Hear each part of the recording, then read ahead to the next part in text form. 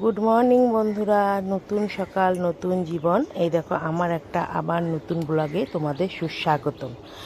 সকালবেলা অনেকক্ষণ উঠে পড়েছি, এখন প্রায় 9টা মতো বাজে। এই দেখো ছাদে এসে আমার ছাদ বাগানটা তোমাদের কোনো দিন দেখানো হয়নি। এই দেখো কত জবা ফুল ফুটেছে। এই জবা ফুলগুলো ছোট ছোট জবা, এগুলোকে লক্ষ্মী জবা বলে। এই গাছটায় দেখো কত জবা ফুল ফুটেছে। আজকে অনেকগুলো জবা ফুল ফুটেছে। আর তোমাদের এই ছাদ বাগানটা একদিন দেখাবো। ছাদ বাগানে অনেক গাছই আছে। এই দেখো আমার নেসপাতি গাছে, এই দেখো নতুন নেসপাতি প্রথমবার এবার হয়েছে নেসপাতি। তারপরে দেখো কত ফুল, বেল গাছ, অনেক গাছ আছে অনেক। এই দেখো আজকে সকালে আমি কি কি করি তোমরা দেখতে থাকো।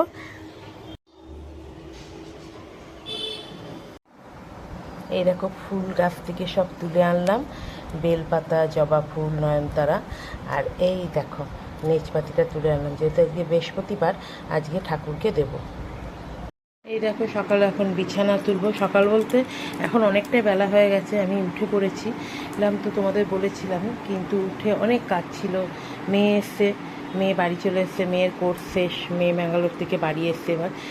আর এসছে ওদের খাবার টাবার সকালে সব দিয়ে গুছিয়ে এবার এই বিছানা তুলতে এসছি। দেখো বন্ধুরা, বিছানা গোছানো আমার সব কমপ্লিট। এই দেখো সকাল সকাল তো উঠেই পড়েছিলাম, দেখালে আমি তোমাদের সবই। এখন দেখো ঘর দোর সব ঝাড় দিয়ে নিচ্ছি। মেয়েদের কি কাজের কোনো অন্ত আছে গো? কাজ কোনো দিন শেষ হয় না। সংসার এমনই একটা জায়গা, অনেকে ভাবে হয়তো মেয়েরা বউরা ঘরে বসে থাকে।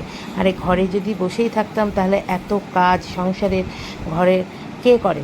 আর তার থেকেও বেশি যদি বউরা কোনো দিন ধর্মঘট করে দেয়, কাজ করবো না, তাহলে স্বামীগুলোরই কষ্ট হয়ে যাবে। করবে কে?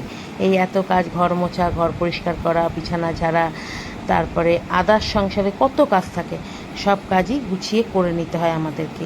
আর সেগুলো নিশ্চয়ই একটা ছেলে পারবে না, কারণ সম্ভব নয় তার পক্ষে। সে বাইরে কাজ টাকা ইনকাম করতে যাবে, সে টাকা ইনকামে তার যতটা কষ্ট, বাড়ির ভেতরে যারা বউরা মেয়েরা কাজ করে, হাউস ওয়াইফরা, তাদের ততটাই কষ্ট। হাউস ওয়াইফ বলেই যে সে ঘরে বসে থাকে, ঘরে তার কোনো কাজ নেই, কোনো কষ্ট নেই, এটা কিন্তু ভুল। জীবনে কাজ হলো এমনই জিনিস যে ঘর বাইরে দু জায়গায় সমান। তোমরা বাইরে গিয়ে হয়তো কষ্ট করছো, আমরা ঘরের ভেতরেই করি। আমরা যদি এই সংসারটাকে গুছিয়ে না করতাম, তাহলে তারা কি আর এই সংসারের সৌন্দর্যটা পেত? এই দেখো বন্ধুরা, এই ঘরটা তোমাদের কোনোদিন দেখানো হয় না। এই ঘরটাতে আমার ছেলে পড়াশোনা করে বসে। আর আমি না আজকে স্ট্যান্ডটা একটু ব্যাকা করে বসিয়েছিলাম, ওই জন্য ছবিটা ভালো আসছিল না। দেখো ওইদিকে একটা জানলাটা খোলা আছে, রোদের আলোটা আসছিলো ক্যামেরার ওপরে, ওই জন্য আমি তো বুঝতে পারিনি। পরে দেখলাম যে এডিট করতে গিয়ে যে ঘরের আলোটা পড়ছে বলে ক্যামেরার ওপরে সে আলোটা পড়ছে, ওই জন্য। আর এই ঘরটা তো তোমাদের হয়তো দেখানো হয় না। এই ঘরটা আমার ছেলে পড়ে। এই ঘরটায় দেখো পরিষ্কার করে ঝেড়ে ঝুড়ে নিয়েছি, তারপরে মুছে নিলাম। আর আমার ওপরে টোটাল 5টা ঘর, আর হলো তোমার 3টে বারান্দা। এবার এতগুলো ঘর মোছা সবই যদি তোমাদের দেখাতে যায় না, তাহলে ভিডিওটা অনেক বড় হয়ে যাবে গো। আমি কোনোদিন শর্ট ভিডিও করতে পারি না, যেহেতু আমার এতগুলো ঘর দূর মোছা পরিষ্কার করা দেখাতে গেলে। ওই জন্য যত কম করেই, যে 2-3টে ঘর দেখাতে গেলেও আরও 2টো ঘর বাদ হয়ে যায়।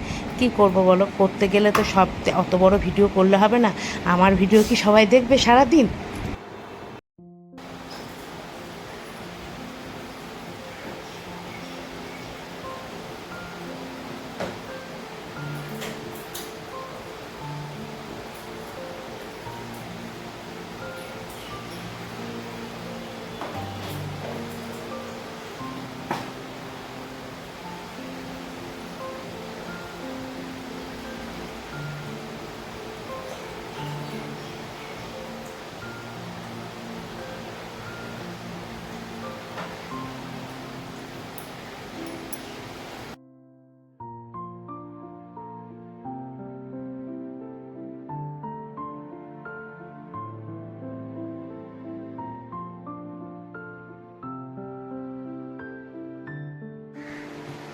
এই দেখো রান্নাঘর পুরো পরিষ্কার হয়ে গেছে, ক্লিন করে ঘর টর মুছে একদম জলের বোতল টোতল ভরে পুরো রেডি করে দিয়েছি। এবার আমি 3তলায় যাব, জামা কাপড় মেলবো, ওয়াশিং মেশিনে কটা ঢোকাবো, জামা কাপড় দিয়ে নিচে রান্নাঘরে যাবো। রান্না করে তারপরে বৃহস্পতিবারে পুজো করবো।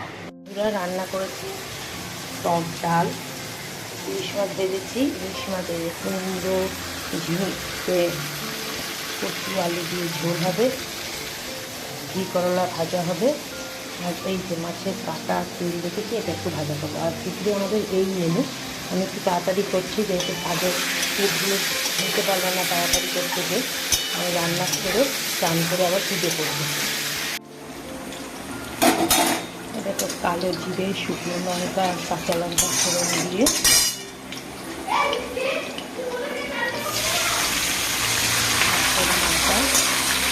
আর তেল ছিল এটা একটু ভাজা করতে গিয়ে খেতে চাইলো ওই জন্য। ইলিশ মাছ খুব পছন্দ করে ওই জন্য বাবা সকালবেলা গিয়ে ইলিশ মাছ কিনতে, আর ওই দেখো কচু আলু রসুন দিয়ে মাখাচ্ছি।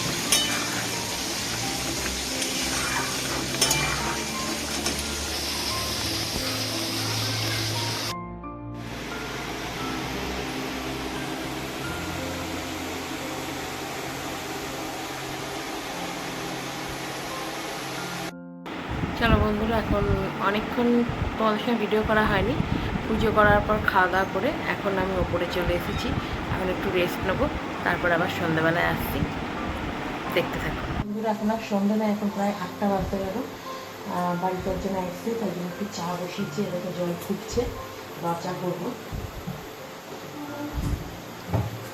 চা করবো। আর আজকের ব্লগটা একটু বেশি বাড়ালাম না, এটুকু থাকলেও তোমরা একটু প্লিজ লাইক করো, কমেন্ট করো, আর সাবস্ক্রাইবার হিসাবে একটু ইয়ে করো। যেহেতু কেউ আমাকে কমেন্ট করো না, একটু কমেন্ট করলে ভালো লাগে, দেখতে পাবো, শুনতে বা পড়তে।